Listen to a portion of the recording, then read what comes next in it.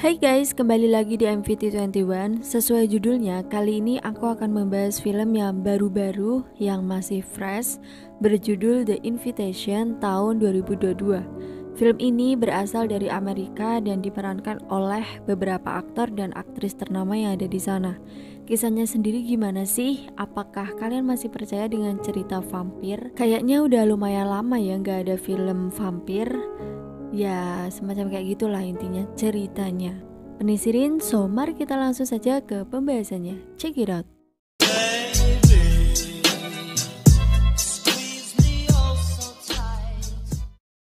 A creep. You gonna call him? Organ donors.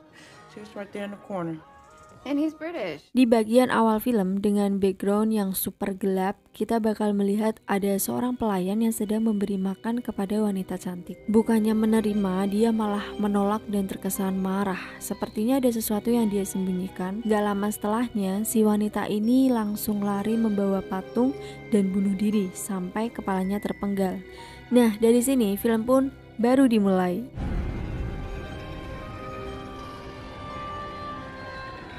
Scene kemudian langsung dialihkan kepada gadis muda yang bernama Evie Jackson. Kesibukan sehari-harinya diisi dengan bekerja sebagai pelayan pada sebuah restoran. Tapi tepat di hari ulang tahunnya, dia merasa sangat kesepian dan sangat merindukan ibunya. Maklum karena merantau ya kan. Yang ternyata Evie ini hidup sebatang kara. Maksudnya ibunya, ayahnya, paman, kakek dan semuanya sudah meninggal dunia. Jadi dia benar-benar gak punya keluarga saat ini. Suatu hari Evie melakukan tes DNA dalam sebuah event di tempatnya bekerja. Nama event ini adalah Tinder Donor. Setelah Evie melakukan tes DNA, ia segera mendapatkan pesan dari seseorang yang bernama Oliver Alexander yang mengaku sebagai sepupunya.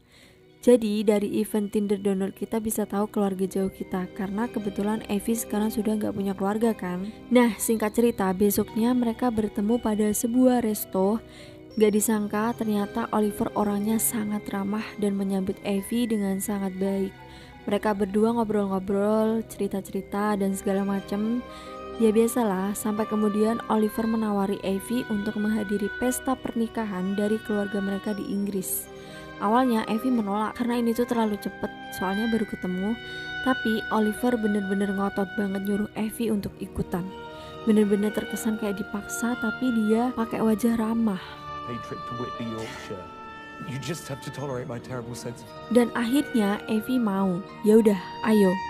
Keesokan harinya, Evie bersama Oliver langsung cus datang ke sana. Wah, disambut dengan baik kayak putri kerajaan. Rumahnya pun juga gede banget. Kalau di Inggris emang kerajaan-kerajaan gitu kan. Jadi wajar kalau vibes-nya tuh kayak gini. Di sana Evie bertemu dengan pemilik rumah yang bernama Walter Deville dan kenalan juga dengan para pelayan-pelayan rumah yang tinggal di sana. Evie benar-benar disambut dengan baik di sana. Kemudian langsung diantarkan ke kamarnya untuk istirahat setelah perjalanan panjang. Setelah sampai kamar, Evie menanyakan siapa seseorang yang ada di foto ini. Oh, ternyata dia yang mati di awal film tadi. Yah, jadi ini tuh kamar bekas orang mati. Selain itu, Evie juga menanyakan kenapa jendelanya kok diteralis. Kalau kata pelayannya, karena kalau malam sering ada gangguan burung, jadi digitukan jendelanya supaya si burung ini gak bisa masuk. Evie di sini bener-bener diperlakukan kayak ratu. Kalau perlu apa-apa tinggal bunyikan loncengnya, nanti bakal datang sendiri. Oke, malam harinya karena Evie merasa punya keluarga, seneng bisa tidur di tempat yang nyaman, dia mulai cerita ke temennya yang ada di kota lewat video call. Ya kayak cerita, aku di sini gini-gini loh, bla bla bla, ketemu sama pemilik rumahnya dan segala macem. Nah, gak lama setelahnya Walter tiba-tiba datang. Dia cuma ngobrol-ngobrol aja sih, sambil mengucapkan maaf kalau pelayannya ada yang kurang ramah. Setelah obrolan tipis itu, Evie pun lanjut tidur. Pas tidur, dia mulai bermimpi buruk. Ketika jogging, Evie melihat ada bayangan wanita di jendela kamarnya dan ada tempat aneh yang gak tahu itu apaan. Udah, mimpinya cuma sampai situ doang. Tiba-tiba dia bangun dan pengen minum. Niatnya pengen ambil minum sendiri. Sesaat Evie malah melihat para pembantu itu dibariskan dan diberi perintah untuk membersihkan suatu ruangan. Intinya dia lagi salvo gitu. Setelahnya pelayan datang dan menyuruh Evie kembali ke tempat tidur. Kan sudah dibilangin tadi kalau butuh apa-apa tinggal bunyikan lonceng. Nah, kemudian kita akan dialihkan ke scene pembantu ini. Dia sendirian membersihkan ruangan perpustakaan. Dan lucunya kok ya malam hari gitu loh kalau ngasih perintah. Awalnya baik-baik saja, fokus bersih-bersih dan dengerin lagu. Gak taunya dari belakang dia malah diterkam sesuatu yang kita gak dikasih lihat penampakan itu seperti apa. Keesokan harinya, di pagi hari setelah bangun tidur, Evie disuruh mempersiapkan diri untuk acara reuni keluarga. Dia udah siap-siap pakai gaun, rapih, cantik, kemudian pergi ke acara itu. Acaranya biasa lah ya, reuni mah makan-makan, minum-minum, dan ucapan selamat datang karena Evie mau bergabung ke keluarga ini. Hore!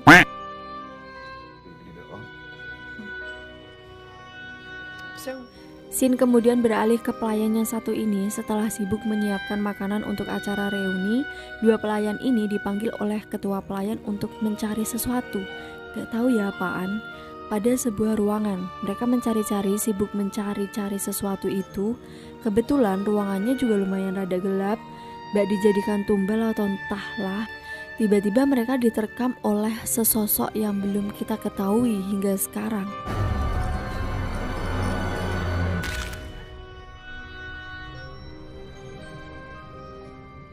Wassalam, udah 3 pelayan kayaknya yang hilang. Setelah Evie selesai dengan acara reuninya, dia balik lagi kan ke kamar. Tiba-tiba malah udah ada gaun cantik di kamarnya. Mungkin dari Walter. Mulai deh kesemsem. Ya kalau dipikir-pikir Walter emang lumayan sih. Tahu dikasih gaun dia langsung laporan ke temennya, curhat.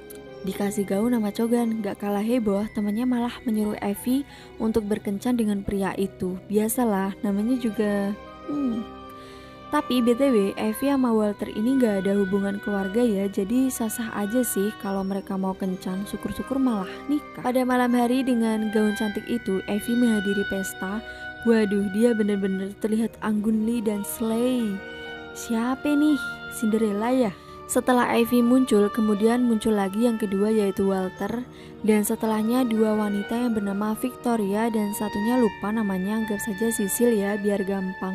Walter langsung terpesona dan langsung mengajak Evie berdansa di tengah audiens. Evie yang kagak ngerti soal dansa hanya bingung dan panik, malu, salting, dan lain-lain. Udah gak apa-apa, santai aja, anggap rumah sendiri. Nah setelah berdansa cukup lama, Walter mengajak Evie ke ruangan yang sepi, hanya ingin berduaan. Di sanalah mereka mulai semakin intim dan sudah berani ciuman dengan pemandangan kembang api di balik jendela. Ya begitulah. Setelah pesta selesai, Evie kembali tidur dengan membawa perasaan berbunga-bunganya. Kondisi tersebut bisa memberikan kesan seolah-olah ada kupu-kupu yang sedang berterbangan ke sana kemari di perut Evie. Semakin larut, tak disangka Evie malah mendapatkan teror-teror cukup creepy, mulai dari bayangan aneh di atas tempat tidurnya dan selimut yang bergerak sendiri, yang ternyata itu semua hanyalah mimpi.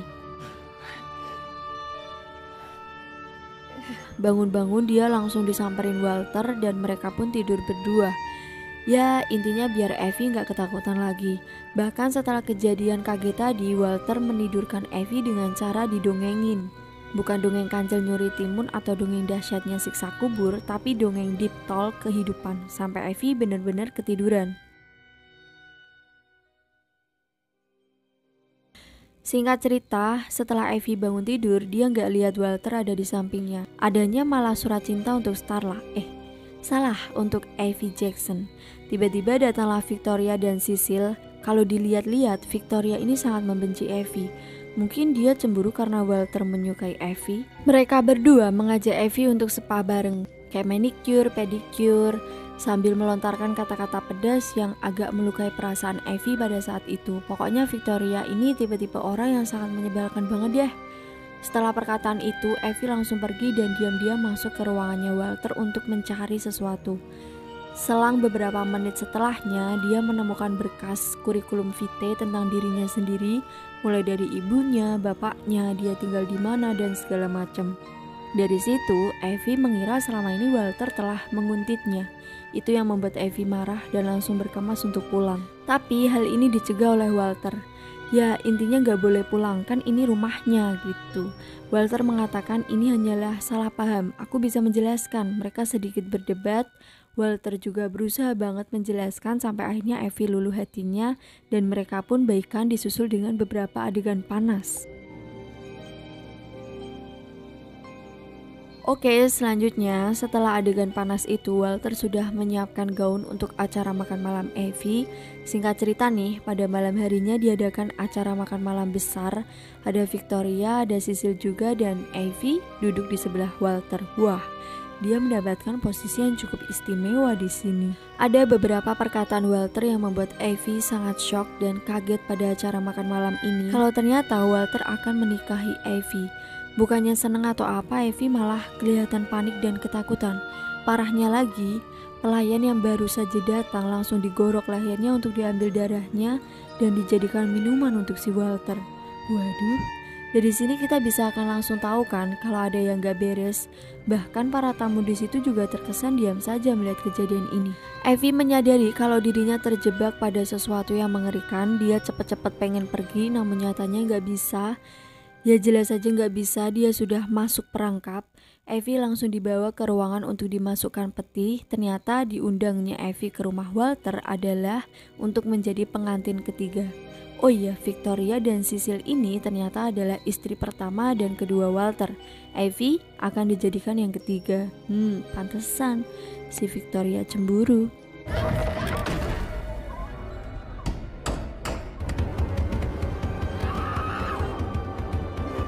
Setelah dikurung, Evie super panik. Tak lama setelahnya datanglah pelayan wanita tua yang dengan ikhlas menolongnya supaya Evie bisa kabur.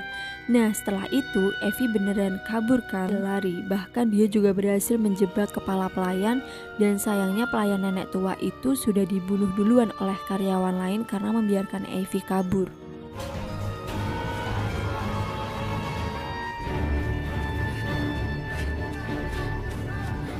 Evie terus berlari dengan gaun merah itu sampai ketemulah dia dengan penduduk Inggris, kumpulan rumah. Pokoknya di situ ada banyak banget rumah-rumah penduduk. Dengan rasa cemas, Evie meminta pertolongan kepada salah satu penduduk yang terdiri dari kakek dan nenek tua agar Evie diberi tempat untuk berlindung. Akhirnya diperbolehkannya Evie masuk. Evie ditawari teh chamomile, dijamu dengan baik sampai pandangannya terhenti oleh satu foto yang menampakkan bahwa kakek nenek ini tidak lain juga bagian dari Walter.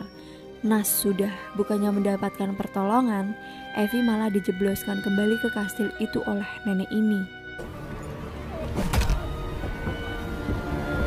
Setelah sadar dari pingsan, Evie langsung melihat Walter ada di depannya.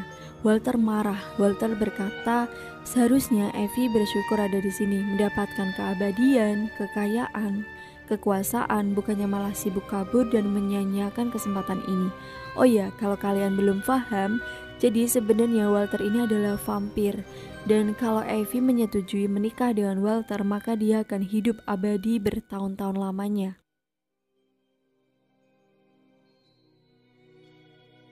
Tapi bak cewek dengan hati malaikat, Evie menolak tawaran itu dan dia kembali pingsan karena melihat Walter menghisap darah pelayan wanita yang ada di sampingnya. Setelah sadar dari pingsan, bangun-bangun Evie sudah pakai baju pengantin. Walter dan semua tamu undangan sudah siap menunggunya dan terjadilah pernikahan antara Walter dan Evie. Nah, pada sesi ini, Evie kembali flashback mengenai foto wanita yang di kamarnya. Ternyata, wanita itu adalah neneknya. Apa ya? Mbah buyutnya mungkin. Kenapa dia terlihat sangat muda, bahkan ketika dia meninggal, ya kan? Ya, karena dia vampir yang hidupnya kekal abadi. Itulah yang membuat wajahnya begitu muda padahal umurnya udah beratus-ratus tahun. Lah, kenapa kok dia bunuh diri? Menjadi seorang vampir sangat sulit baginya karena di lubuk hatinya paling dalam, dia manusia dengan hati yang baik. Kalau dipaksa jahat, maka dia tersiksa dengan hidupnya sendiri. Jadi keluarganya Evie dahulu kala, nenek moyangnya membuat sebuah perjanjian dengan vampir. Pokoknya keluarganya mereka harus menikah dengan si vampir ini untuk mendapatkan keturunan sebagai persembahan atau entah bagaimana. Pada sesi pernikahan itu ada sebuah ritual pertukaran darah. Jadi Walter akan merobek tangannya dan Evie harus menghisap darah Walter supaya Evie bisa menjadi vampir seutuhnya. Setelah selesai, kita akan melihat Evie yang berubah jadi vampir seperti ini.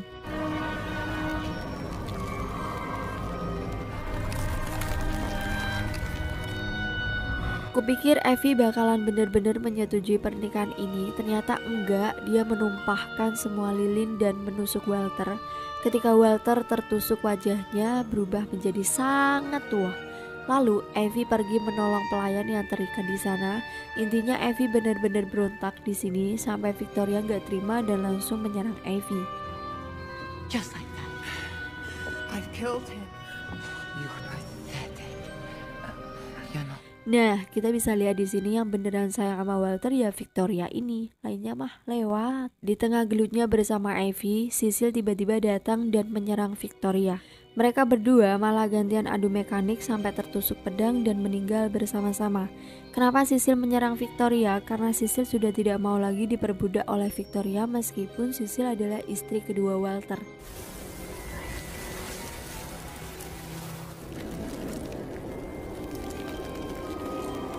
Selanjutnya, Evie harus berhadapan kembali dengan Walter yang ternyata belum mati. Gak kalah menakutkan, Evie langsung menyerang Walter sampai memotong buntung tangannya dengan tali tajam dan membakarnya pada bara api yang menyala. Rumah bak istana itu terbakar dengan api yang begitu besar. Kemenangan sekarang ada di tangan Evie. Wih, tepuk tangan yang meriah para penonton. Setelah Walter terbakar bersama api, Evie kembali menjadi manusia seutuhnya. Waduh. 2 minggu kemudian, nah ini kita dibikin bingung lagi nih. Scene ini kita bakal dikasih lihat Evie bersama temennya melihat ada seseorang yang sedang mencari mangsa baru untuk dijadikan pengantin vampir, mungkin. Dan misinya Evie akan menghajar orang tersebut. Agak bingung ya bagian akhir, and anyway film pun tamat. So, bagaimana guys? Apakah kalian tertarik menjadi istrinya vampir, mendapat kehidupan yang kekal, kekayaan, kekuasaan, hidup berkecukupan, tinggal leha-leha di rumah, tapi jadi monster? Yang kayak gini cuma ada di film, tidak usah bercita-cita seperti itu ya. Oke guys, aku rasa sampai di sini dulu video kali ini. Semoga kalian suka dan jangan lupa like, comment, subscribe. And sampai jumpa di video menarik selanjutnya. Bye-bye.